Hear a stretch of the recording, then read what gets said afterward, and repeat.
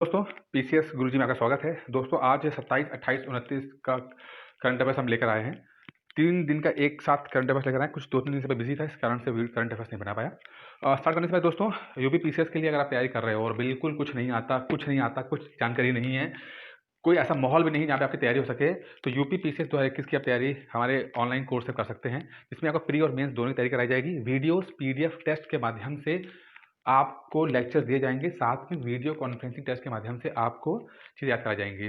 Fees बहुत ही कम है, मात्र 2,999 है, और इसके लिए आप 8317040152 पे कॉल करके जानकारी ले सकते हैं। दोस्तों, पहला क्वेश्चन लेंगे, लेकिन मैं बताऊँ क्वेश्चन थोड़े ज़्यादा है, इसलिए स्पीड थोड़ी ज़्यादा रहेगी, ठीक है? क्योंकि वीडियो मैं चाहता नहीं कि 2-4 घंटे का बन जाए, जल्दी से वीडियो खत्म हो जाए, इसलिए फटाफट आपको चीज़ें कवर कराऊंगा, स्पीड तेज रहेगी। पहला क्वेश्चन है, in which state is the first hot air balloon safari launch? Hot air balloon, जो बैलून होता है ना जिसमें हवा भरते हैं, उसका हॉट एयर बैलून सफारी यानी लॉन्च हुआ है, किस स्टेट में हुआ है? तो दोस्तों, वो स्टेट हुआ है आपका मध्य प्रदेश के अंदर, ठीक है? जो एमपी बहुत अजब और गजब है, तो उसने एक हॉट बैलून सफारी लॉन्च की है, जिसका आप फोटो में देख सकते हो, ठीक है? ये तो क्वेश्चन हो गया करंट अफेयर्स का, लेकिन एमपी बहुत इंपॉर्टेंट है, कई बार सवाल आपको एमपी देखने को मिल जाते हैं। तो पहले समझते हैं कि एमपी से जो लगातार सवाल बनता है वो ये कि जो एमपी है वो खेती की अगर बात करते हैं, तो पल्सेस यानी कि जो दालों में नंबर 1 है, इंडिया में सबसे ज़्यादा पल्सेस जो हैं, दालें जो हैं, वो एमपी में उगाई जाती हैं। लगभग अगर देखते हैं 2020 से, तो 32% दालें, टोटल दालों का, इंडिया की दालों का, वो एमपी से आता है, ठीक है? ये बहुत इंपॉर्टेंट, कई बार आ चुका है। सोयाबीन में नंबर 1 एमपी है, सोयाबीन, ठीक है? जो सोयाबीन से बताऊँ आपको, एक सोयाबीन से जुड़ा हुआ क्वेश्चन आता है कि सोयाबीन में सबसे ज़्यादा प्रोटीन होता है। अगर कभी आपको पूछा जाएगा, बल्कि पूछा गया है पीसीएस में, सबसे ज़्यादा प्रोटीन किसमें होगा? सोयाबीन के अंदर होता है। वो सोयाबीन जो कि एमपी में सबसे ज़्यादा उगाया जाता है, ठीक है? 2 क्वेश्चन आपके यहाँ से बन गए। अच्छा, अब एक चीज़ और ले लेते हैं। सोया अब एमपी के कुछ आपको जो नेशनल पार्क है वो एक बार बताते हैं। एक माधव है, ठीक है?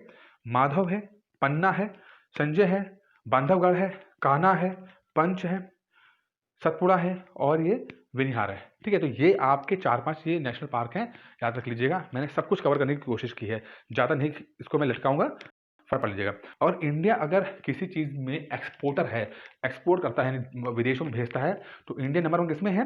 मैंगो में। लगभग 40% जो है मैंगो इंडिया से एक्सपोर्ट होता है। केला है, पपाया यानी कि पपीता, ओकरा आपका है, पल्सेस है, और लेमन है, ठीक है? ये इंडिया एक्सपोर्ट करता है। सॉरी सॉरी गलत हो गया, नंबर 1 प्रोड्यूसर है, ठीक है? प्रोड्यूस करता है, नंबर सबसे ज़्यादा प्रोड्यूस मैंगो में है, बनाना में है, पपाया में है, ओकरा में है, पल्सेस में है, और लेमन के अंदर है, ठीक है? चलिए अगला क्वेश्चन देखते हैं। हाल ही में आई रिपोर्ट के अनुसार भारत के अब कब तक विश्व की तीसरी सबसे बड़ी अर्थव्यवस्था बन जाएगा? तीसरी सबसे बड़ी अर्थव्यवस्था तो उसको 2021 से बन जाना चाहिए था, बट कोरोना वायरस ने प्रकोप ने मामला लटका के 2030 कर दिया है। मतलब अब इंडिया जो है तीसरी सबसे बड़ी अर्थव्यवस्था, चाइना, यूएसए, देन इंडिया बनेगा 2030 तक। ये 2025 तक बन जाना चाहिए था, बट कोरोना वायरस ने बहुत ज़्यादा हमारे जीडीपी को हर्ट किया है। देखिए, ना सिर्फ कोरोना वायरस, बट कुछ पॉलिसीज भी सरकार की बहुत गलत रही हैं, जिसकी वजह से ये चीज़ें बहुत खराब हुई हैं। कोरोना से पहले ही रेसेशन आ गया था, आर्थिक मंदी आ गई थी।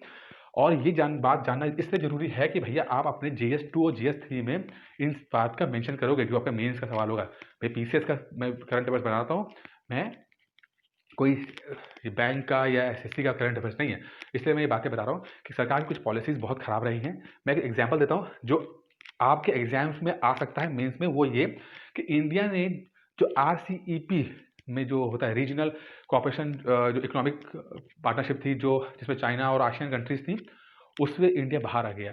तो अब इंडिया अगर 2014 से देखते हैं, जब से मोदी सरकार बनी है, इंडिया ने कोई भी फ्री ट्रेड एग्रीमेंट नहीं किया है, एफटीए नहीं किया है। फ्री ट्रेड एग्रीमेंट होता है कि दो देशों के बीच में एग्रीमेंट, जहां पर दोनों देश एक दूसरे के सामान के ऊपर टैक्सेस नहीं लगाते हैं। तो मोदी गवर्नमेंट ने 2014 के बाद से कोई नया एफटीए नहीं किया है, साथ में जो पुराने एफटीए थे उनको भी रिन्यू नहीं किया, अभी उस मामला लटका हुआ है। इस कारण से बहुत सारा जो हम एक्सपोर्ट करते थे वो नहीं हो पा रहा है।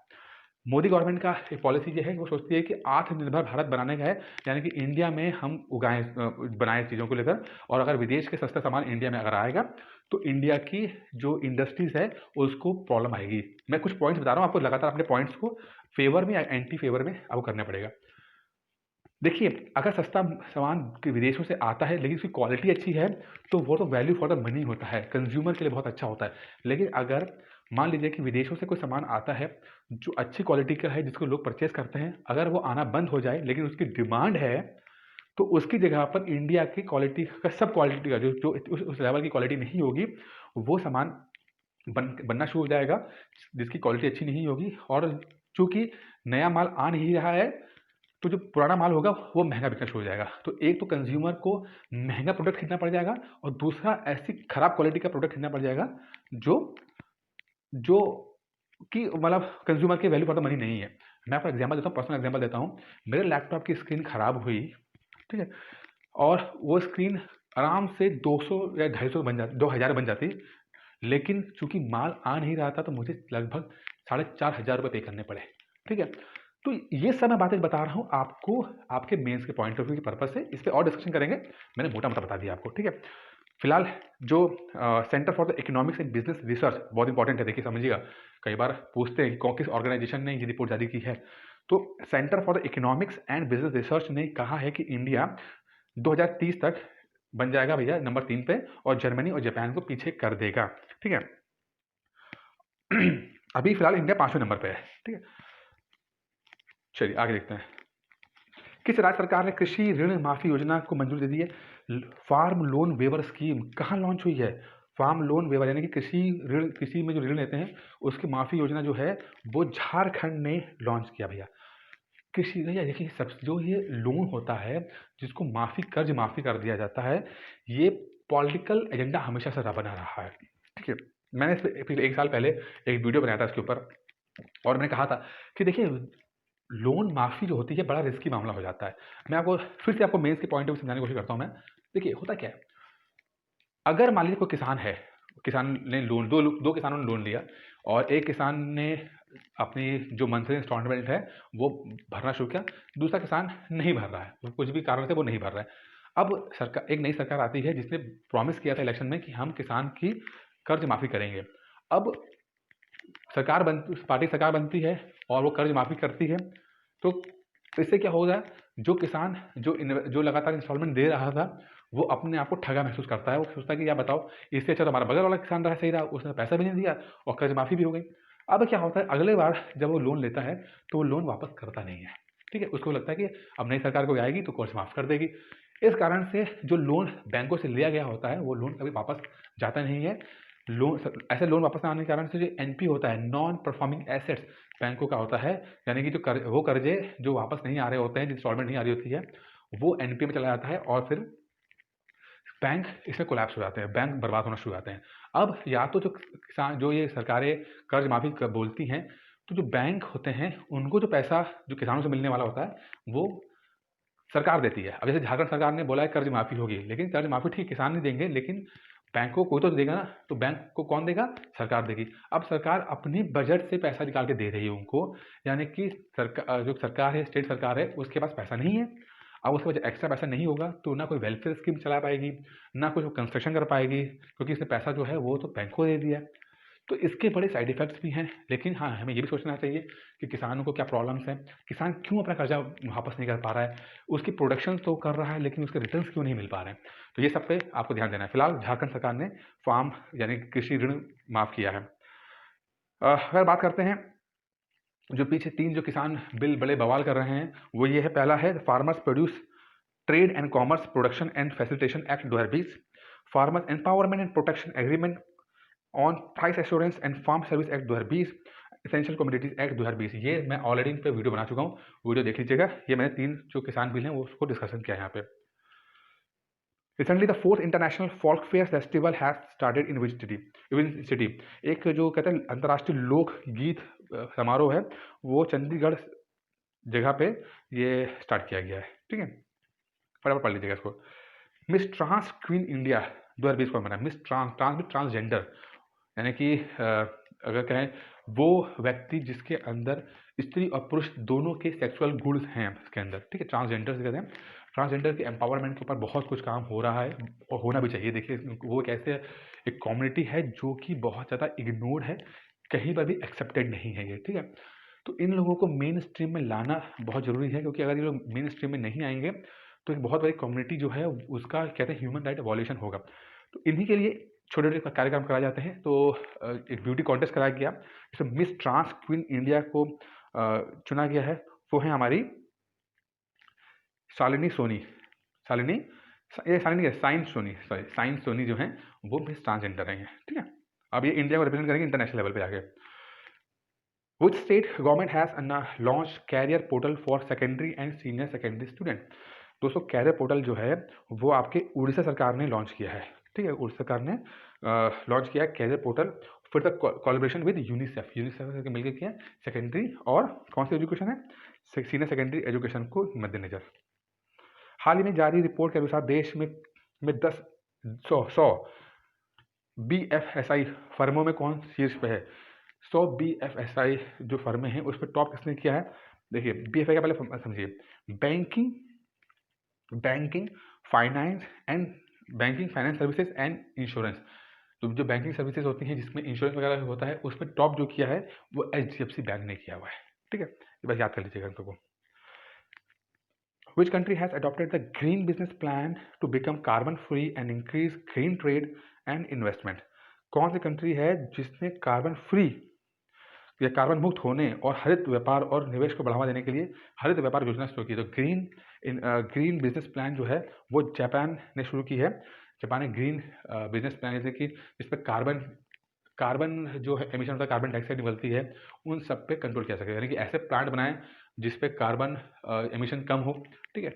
ऐसी टेक्नोलॉजी इस्तेमाल की जाए जो अगर कोई स्मोक निकल रहा है तो उसमें से और प्यूरीफाई कर दे जिससे कि बहुत ज़्यादा दिक्कत एनवायरनमेंट को ना हो, ठीक है। ये तो जापान हो गया। लेकिन अब जापान, एक सवाल बहुत इंपॉर्टेंट है कि जापान में 2021 में ओलंपिक्स होने वाले हैं। वैसे 2020 में होने वाले थे लेकिन कोरोना के कारण ये अब 21 में होगा।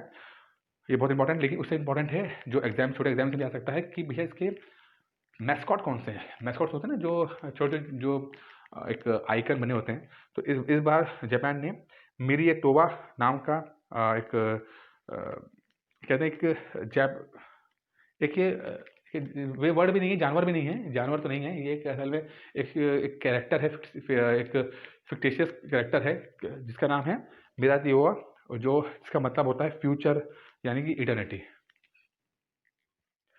इंस्टेंट प्रोसेसिंग नामक नई पहल की शुरू की है। कहाँ शुरू की है? Instant processing. लेकिन इंस्टेंट प्रोसेसिंग जो है वो आयकर विभाग ने स्टार्ट की है, इनकम टैक्स डिपार्टमेंट ने किया है, जिसमें कि अगर आप कुछ अपने डॉक्यूमेंट जमा कर रहे हैं तो फटाफट प्रोसेसिंग होकर आपका जो भी टैक्स पे करना है वो टैक्स पे कर सकते हैं। Instant processing.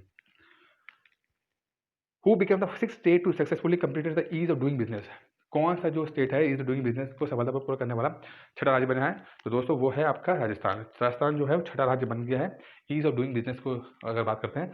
अब इससे दो सवाल बनते हैं। पहला तो ये कि जो लोग जो states ease of doing business को सक्सेसफुली अपने सुधार कर लेते हैं, देखिए ईज ऑफ डूइंग बिजनेस का मतलब क्या होता है। देखिए ऐसा है कि मान लीजिए कोई कंपनी किसी स्टेट में आ रही है तो वहाँ पर पहुँचने में उसको फैक्ट्री सेटअप करने में जो परमिशन लेनी है या ज़मीन लेनी है या एनवायरनमेंट परमिशन लेनी है या वाटर परमिशन लेनी है या कोई भी परमिशन लेनी है या उसके जो भी फॉर्मेलिटीज़ होती हैं वो कितनी जल्दी हो सकती है, इसका मतलब होता है ईज़ ऑफ डूइंग बिजनेस। और इंडिया लगातार ईज़ ऑफ डूइंग बिजनेस में अच्छा परफॉर्म कर रहा है। बहुत 4-5 साल पहले रैंकिंग बहुत ख़राब थी लेकिन रैंकिंग बहुत सुधर गई है। मैं इस बारे में ये बोलूँगा कि मोदी सरकार ने इस बात में बेहतर काम किया है। ईज़ ऑफ डूइंग बिजनेस में इंडिया की जो परफॉर्मेंस वर्ल्ड लेवल पे है काफ़ी बेहतर है। इस समय इंडिया 63 पोजीशन पे है। जो रिपोर्ट आई है ईज़ ऑफ डूइंग बिजनेस की, जो एग्जाम में भी आता है, पहले 77 थी, अब 63, मतलब लगभग 14 रैंक्स की उछाल है। यानी कि हमारे देश में जो बिज़नेस लगाना अब और भी आसान होता जा रहा है। और इसके पीछे बहुत बड़ा कारण जो है टेक्नोलॉजी का है। बहुत टेक्नोलॉजी का जैसे इस्तेमाल हो रहा है, कंप्यूटर का इस्तेमाल हो रहा है, उस तरह ये ईज़ ऑफ डूइंग बिजनेस में हम अच्छा कर रहे हैं। अच्छा ये तो हो गया नेशनल लेवल की बात।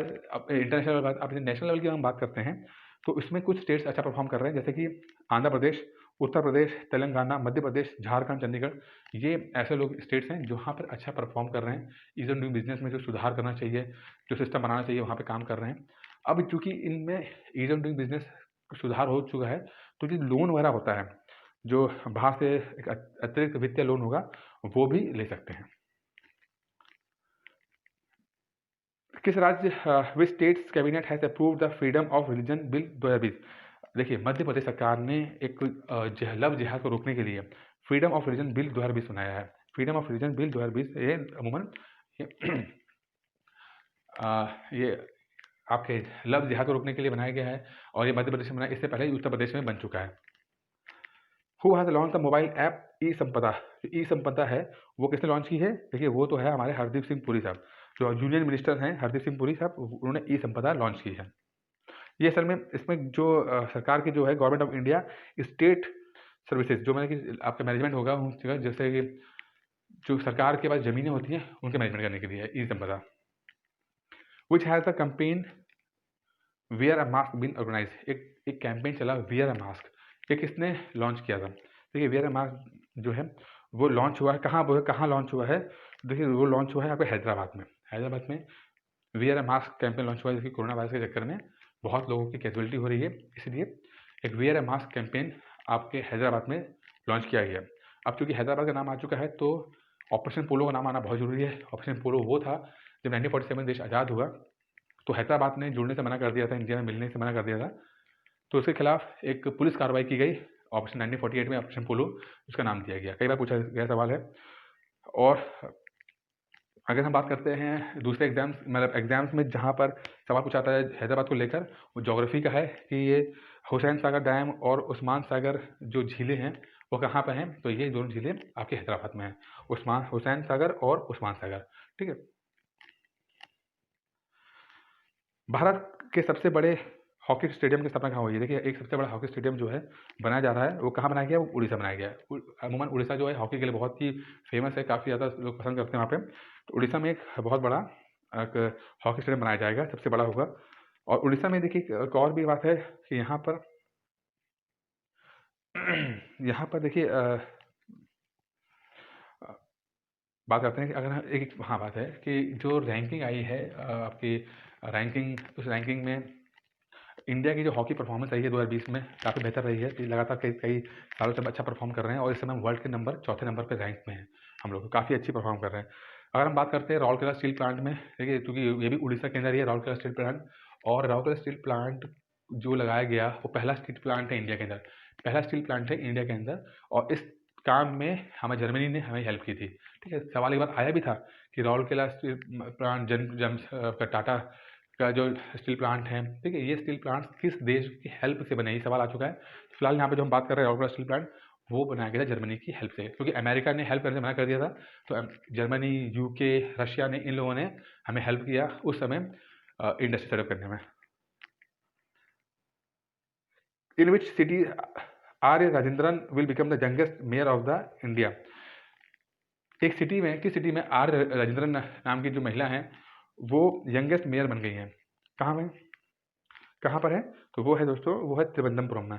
त्रिवेंद्रमपुरम में जो आर्य क्या नाम होगा, आर्य राजेंद्रन है, वो मेयर बन गई है, बहुत कम एज की हैं।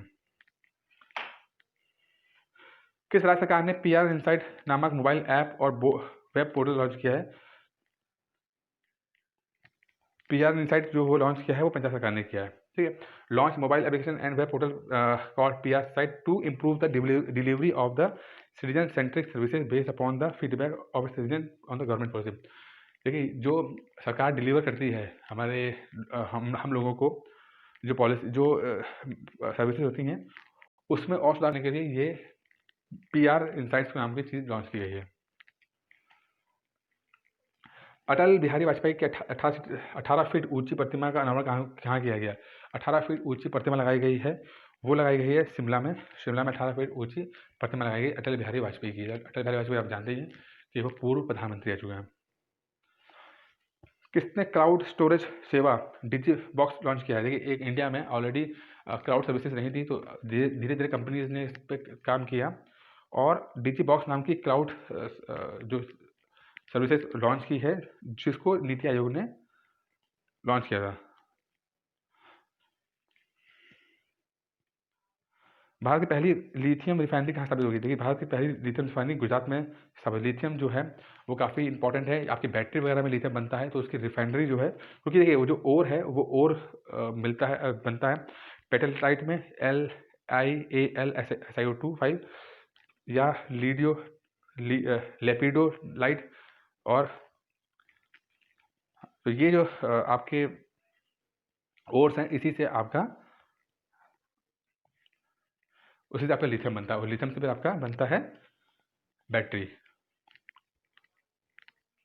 सुशासन दिवस कब मनाया जाता है? देखिए सुशासन दिवस जो है वो 24 दिसंबर को मनाया जाता है, 25 दिसंबर को मनाया जाता है, सॉरी। सुशासन दिवस 25 दिसंबर को मनाया जाता है। 25 दिसंबर हमारे अटल बिहारी वाजपेयी जी का बर्थडे भी होता है और 25 दिसंबर हमारे क्रिसमस भी होता है। दोस्तों इसमें इतना ही था, उम्मीद करता हूँ कि पसंद आया होगा। ऑनलाइन कोर्स के लिए आप सब्सक्राइब कर सकते हैं, बाकी 8317040152 पे कॉल करके जानकारी ले सकते हैं। धन्यवाद दोस्तों।